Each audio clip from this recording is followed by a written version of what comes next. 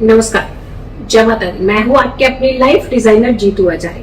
निर्धनता यानी निर्धन, धन नहीं होना, ये अपने आप में इतनी बड़ी बीमारी है ना कि जिसका समाधान बहुत ही मुश्किल है निकालना।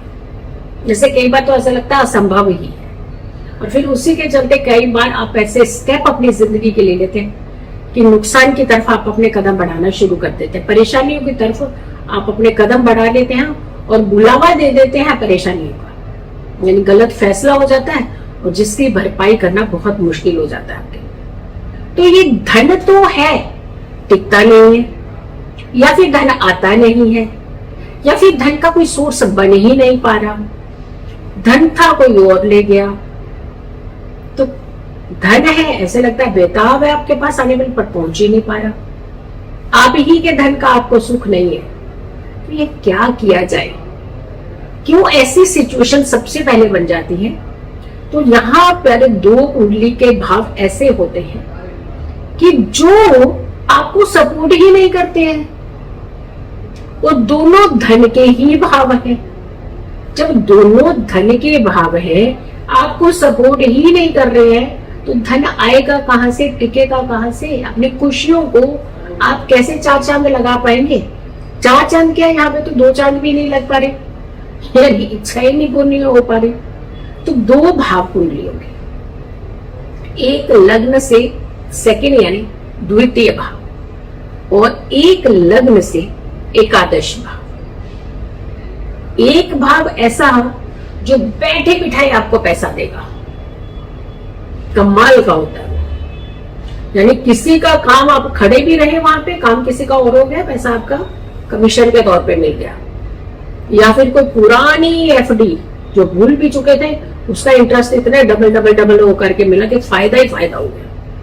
या कोई पुरानी प्रॉपर्टी किसी ने, आपके खानदान में ही किसी ने रेंट पे चढ़ाई हुई थी, लेकिन उसके मालिकाना हकदार थे आप, ऊपर आपको पता ही नहीं था, अचानक सडनली आ गई आपके पास। दूसरा, सुबह से लेकर रात तक मेहनत करना, शाम तक मेहनत करना, अगली सुबह तक मेहनत करना, यानी दिन रात आपने अपनी मेहनत में लगा रखी है, बट धन है कि आपके पास आने को तैयार नहीं है। आया, और ऐसे आया कि आया, छुआ आपकी पॉकेट को, निकल लिया। तो ये आपकी कुंडली का सेकंड भाव होता है, जो आप अपनी मेहनत से धन कमाते हैं, सुबह से लेकर शाम तक मेहनत करते हैं। यानी मेहनत के भाव का जो कंसर्न है वो सेकंड भाव से बनता है, द्वितीय भाव। तो द्वितीयेश यानी सेकंड का लॉर्ड, 11th का लॉर्ड। तो ये दो भाव अगर आपको सपोर्ट कर दें तो माला माल बनने से रोकेगा कौन आपको? क्योंकि दोनों धन के भाव हैं और दोनों ही सपोर्ट नहीं कर रहे हो, तो फिर आप सोचिए क्या, निर्धन ही तो होंगे, फिर धनी कहां से हो जाएंगे? तो ये निर्धनता जो होती है ना, बड़ी पीड़ित होती है, बहुत पीड़ा देती है। कभी ट्रीटमेंट कराने जाएंगे तो पैसों के चलते ट्रीटमेंट नहीं करा पाते हैं, क्योंकि इलाज तो जाते हैं करवाना, लेकिन करवाएं कैसे? तो सोचता है व्यक्ति, चल छोड़िए, हम अपना जो होगा देख लेंगे, हम घर के दूसरे व्यक्ति हैं उनका सपोर्ट कर देते हैं। खाना खाने की कई बार ऐसे लविश खाना खाने की इच्छा होती है, तो अरे छोड़िए ना, बच्चों के लिए कुछ घर में कुछ सामान ले जाते हैं। बहुत अच्छे भाव होते हैं पेरेंट्स के, पर बच्चों को भी रिटर्न में उतने ही भाव देने भी चाहिए। पेरेंट्स तो कर ही लेते हैं, अपना मन मान करके, बांध करके भी वो अपने बच्चों के लिए, अपने परिवार के लिए बहुत सारी चीजें ले जाते हैं, लेकिन अब बदले में शायद उनको भी बेचारों को मिलता नहीं है।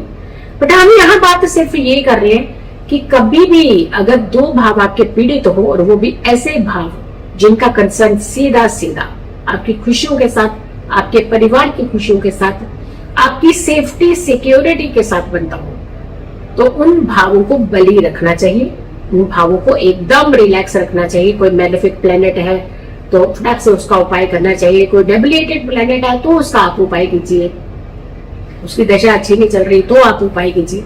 यानी कुल मिलाकर के आपको सपोर्ट मिल जाती है कि आप अच्छे से अर्न भी कर पाएंगे और अच्छे से अपने जीवन को व्यतीत भी कर पाएंगे। अब समस्या अगर इस तरीके से फेस कर रहे हैं तो आपको करना क्या है, एक उपाय बता रहे हैं।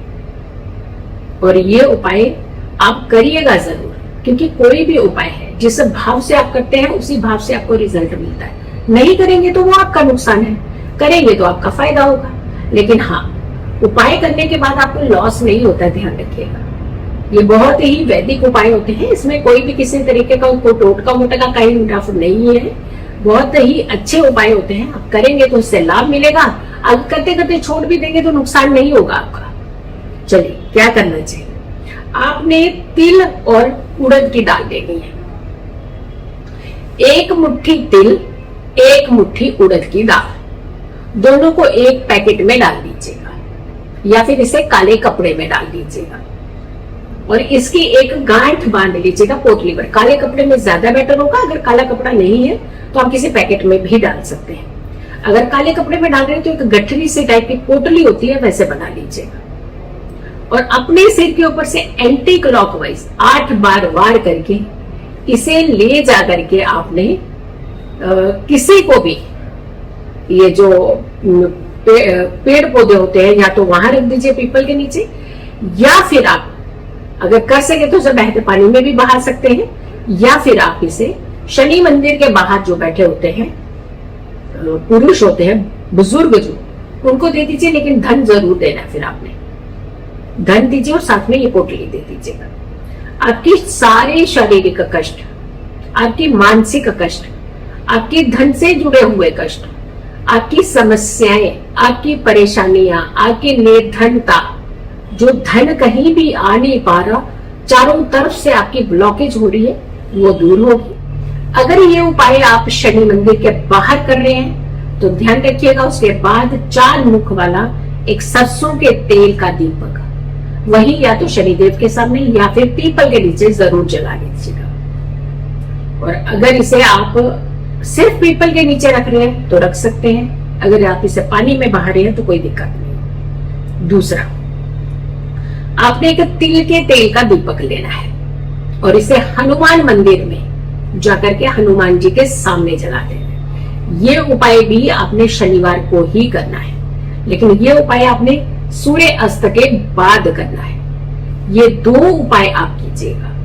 देखिए, आपके घर से ये जो निर्धनता है ना, धन नहीं आने वाला, ये एक स्टैंप लग चुका है ना, जो एक नजर लग चुकी है ना, ये दूर हो जाएगी। आपके घर में धन आना शुरू हो जाएगा, सोर्सेज बन जाएंगे, रास्ते बन जाएंगे और परेशानियां भी दूर। तो देखिएगा, आपके घर में धन आना शुरू हो जाएगा और परेशानियां आपसे दूर होना शुरू हो जाएगी। सो वीडियो को ज्यादा से ज्यादा लोगों तक जरूर पहुंचाइएगा। अगर चैनल सब्सक्राइब नहीं किया तो जरूर कीजिए, वीडियो शेयर कीजिए और मेरी आने वाली हर वीडियो को जरूर देखें। खुश रहें, स्वस्थ रहें, पॉजिटिव रहें। पॉजिटिव रहते हैं तो हर समस्या से हम दूर रहते हैं। जल्दी हाजिर होंगे एक अच्छी वीडियो के साथ, तब तक के लिए नमस्कार, जय माता दी।